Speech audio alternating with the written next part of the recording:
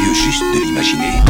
Je vais te montrer, c'est mieux. L'expérience personnelle. Chaque fois qu'il tue une jeune fille, il lui coupe une oreille et la garde comme trophée. La police de Chicago est au bord de la rupture et l'affaire finit sur le bureau du détective star, Hank. Mais dès qu'il reprend le dossier, il comprend un truc. Sur les scènes de crime, zéro indice. La seule piste exploitable, c'est une vidéo de surveillance envoyée par la police de New York. On y voit un homme suivre la victime sur toute une distance, sauf que son visage, impossible à distinguer.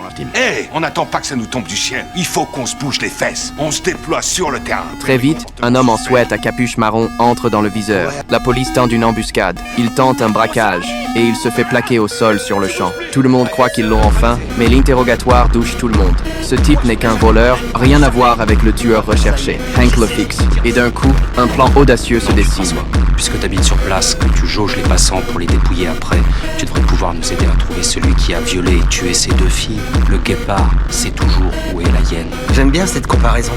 Sous la pression de Hank, le voleur finit par lâcher une info capitale. Il y avait un drôle de type, à genre 5h du mat, en tenue de jogging. Mais il faisait que s'étirer en regardant partout tout le temps. Avec la technique, la police trie en vitesse des photos de suspects qui collent au profil et lui demande de les identifier. Oh, stop, c'est lui. Ouais, c'est ce type-là. Le suspect s'appelle Jeffrey. Avec un prétexte bien ficelé, il le ramène au commissariat. Mais pendant l'interrogatoire, une nouvelle tombe comme une bombe. Sur la promenade au bord de la rivière, il y a eu un autre viol. Et Jeffrey a un alibi. La police comprend immédiatement que le vrai agresseur est encore dehors. Je ne vois vraiment pas de quoi vous voulez parler. Jeffrey continue de nier, de jouer la comédie. Hank perd complètement patience. Arrêtez, me touchez pas. J'ai des droits.